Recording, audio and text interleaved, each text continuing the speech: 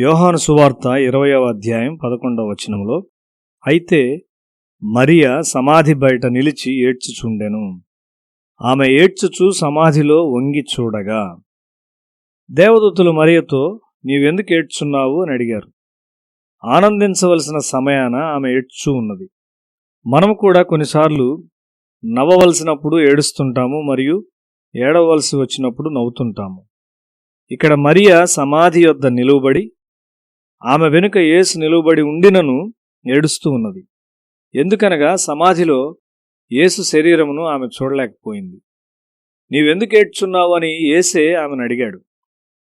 దేవుడు చాలా సత్యాలను మనకు బోధించవలసి ఉన్నాడు.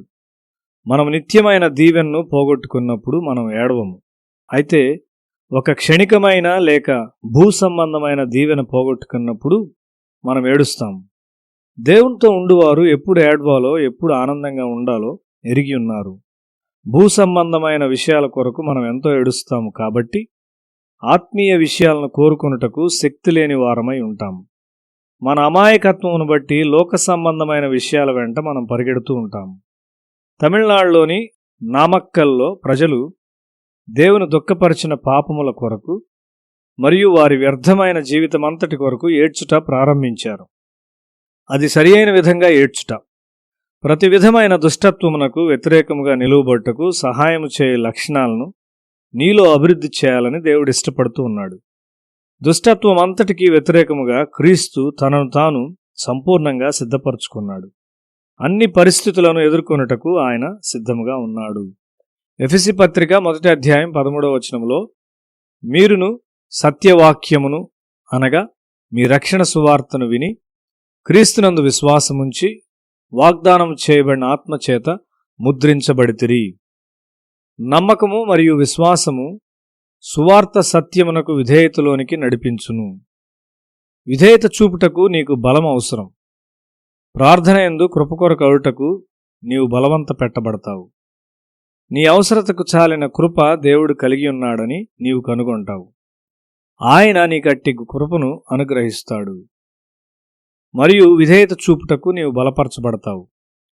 ఇది నీకు సాధారణ జీవిత విధానంగా తయారవుతుంది. పరిశుద్ధాత్మ యొక్క క్రమశిక్షణ నీకు ఒక క్రమశిక్షణగా తయారవుతుంది. దేవునికి విధేయులైన వారికి పరిశుద్ధాత్మ ఇవ్వబడింది. ఈ క్రమశిక్షణ ఒక రూపాంతరపరచు క్రమశిక్షణ. నీ విశ్వాసం వృద్ధి చెందినట్లు అది చేయును. దేవుని ఉద్దేశాలు నెరవేర్చబడు జీవిత విధానంలోనికి నిన్ను నడిపించి నిర్ణయించుట ద్వారా నిన్ను ముద్రించును. దేవుని నుండి వాగ్దానములను నీవు పొందుకుంటావు. పరిశుద్ధాత్ముడు ఆ వాగ్దానములను నీకు చూపిస్తాడు. పరిశుద్ధాత్ముని క్రమశిక్షణకు లోబడుము.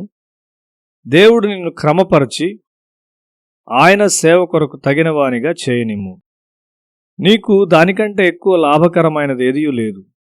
ఎక్కువ పవిత్రమైన పరిచర్య, లోతైన పని మనము చేయవలసి ఉన్నాము. ప్రజలు ఎక్కువగా ముందుకు సాగగలుగునట్లు వారు ఆత్మీయంగా పూర్తిగా మార్పు చెందుటను, పరిశుద్ధపరచబడుటను మనం చూడవలసిన అవసరత ఉన్నది. మన లోతులేని ఆత్మీయ జీవితం కొరకు లోతైన దుఃఖమును కలిగి ఉండాలి. లోక సంబంధమైన విషయాలు కోల్పోయినందుకు దుఃఖించనవసరం లేదు. మీలో ప్రతి ఒక్కరిని ఉపయోగించుకున్నటకు దేవుడు ఇష్టపడుతూ ఉన్నాడు. నీ గుణశీలముపై ఏ దిశ నుండి అయినను సాతాను దాడి చేయకుండానట్లు పరిశుద్ధాత్మ దేవుడు ప్రతి భాగమును అభివృద్ధి చేయనిమ్ము.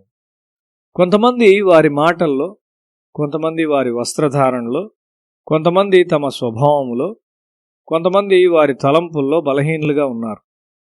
వారి బలహీనమైన విషయాల ద్వారా సాతాను దాడి చేస్తాడు. మన బలహీనతలను కనుగొని వాటిని సరిచేసుకుందాము. అన్ని విషయాల్లో మనం ఎందుకు మాదిరిగా ఉండకూడదు? ఒక తప్పు చేయని జీవితము ప్రజల చెవులకు వినిపించు బలమైన ప్రసంగమై వారు ఎదిరించలేనిదిగా ఉండును. మత్తయి సువార్త 5వ అధ్యాయం 48వ వచనంలో, మీ పరలోకపు తండ్రి పరిపూర్ణుడు గనుక మీరును పరిపూర్ణులుగా ఉండెదరు అని రాయబడి ఉన్నది. మన జీవితాల్లో క్రైస్తవ గుణశీలమునకు సంబంధించిన సౌందర్యము మరియు బలమునకైన ఒక గొప్ప ప్రత్యక్షతను మనం వెదకవలసి ఉన్నాము. అన్ని విషయాల్లో మనం ఒక మాదిరిగా ఉండాలని దేవుడు మనలను కోరుచున్నాడు.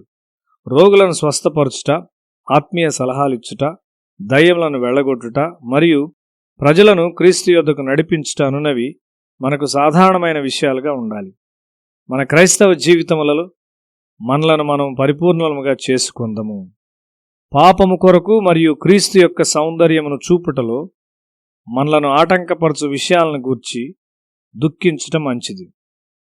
నీ యవన కాలమునందు కళాశాలలో నీ సహవిద్యార్థులకు సాక్షిగా ఉండుటకు ఈ శిక్షణ, బోధ మరియు దేవుని సేవించుటకైన ఆధిక్యత ఒక ప్రత్యేకమైన ధన్యత అయి ఉన్నది.